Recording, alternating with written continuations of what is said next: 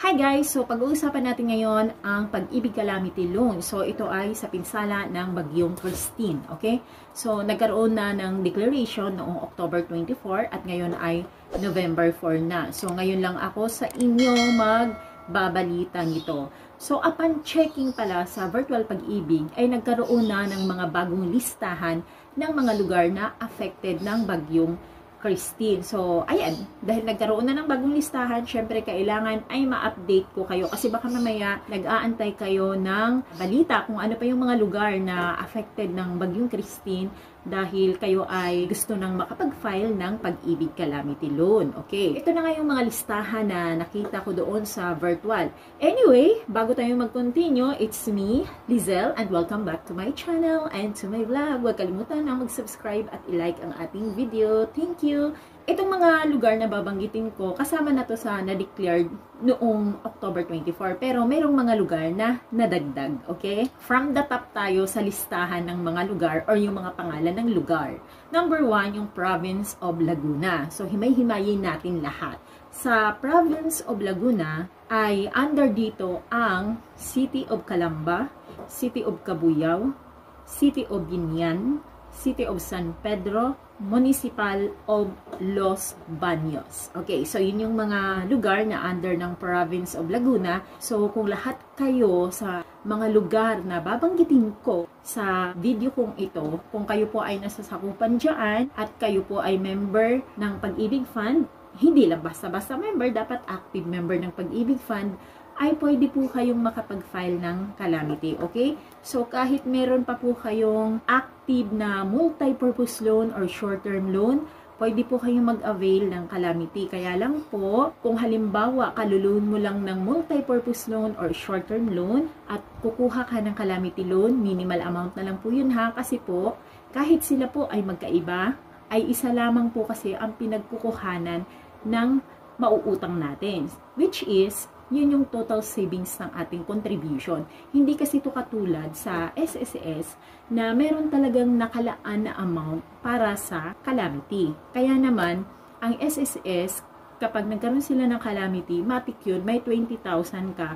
Kung halimbawa, ikaw ay nasa pinakamataas na bracket yun ng contribution. Like for example, ako, nung nakaraan, nag-file ako ng calamity yun sa Karina. 20,000 yun, pero syempre hindi ko 20,000 nakuha yun kasi may bawas naman yun palagi, okay? Minsan pa, kung kalulun mo pa ng multi-purpose loan or short-term loan sa Pag-ibig Fund, minsan nadi-decline din. So, depende talaga sa hulog ng ating contribution. Alright? Let's proceed na po tayo sa iba pang lugar. Number 2, Province of Sorsogon. Under ng Province of Sorsogon ay nandyan po ang Municipal of Donsol, Municipal of Huban, at saka ang Municipal ng Bulan.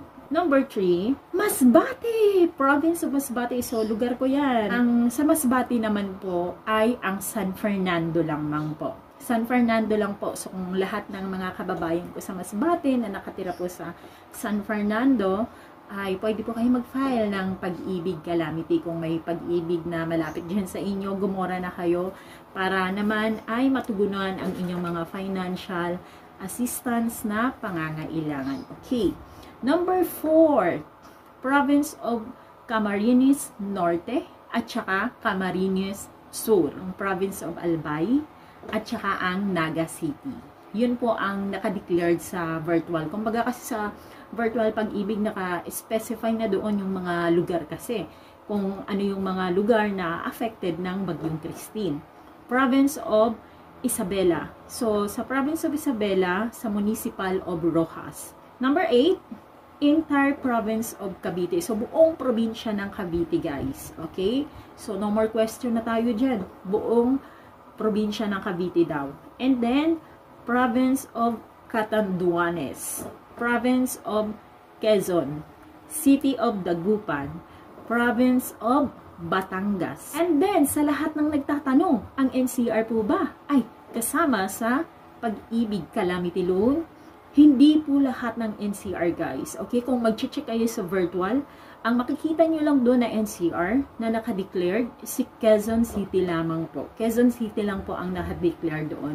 For sure, buong Quezon City na to kasi wala namang naka-specified kung saang lugar ng Quezon City. Mag-file na po kayo ng calamity loan. So, sa NCR po, isa lang po.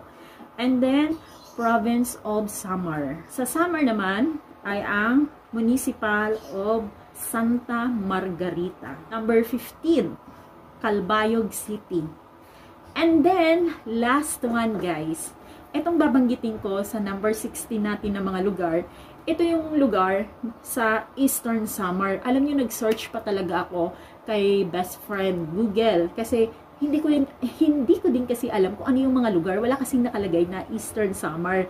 Alam niyo yung mga nakalugar doon, yung mga municipality. Syempre, kapag hindi mo alam yun, syempre nandiyan naman si best friend Google. So, lumapit ako sa kanya. Ayun nga, napag-alaman ko na yung mga binanggit pala dito sa virtual pag-ibig, ito pala yung mga municipality under ng Eastern Samar. So, kasi may binanggit na ako kanina, di ba, Province of Samar, and then under nun, Municipal of Santa Margarita, and then meron pa pala sa Eastern Samar. So, under sa Eastern Samar, itong mga municipality na to, ay ito yung Hipapad, Arteche, San Policarpo, Oras, Maslog, Dolores, Canavid, Sulat, hindi ko alam paano siya i-pronounce, and then San Jose.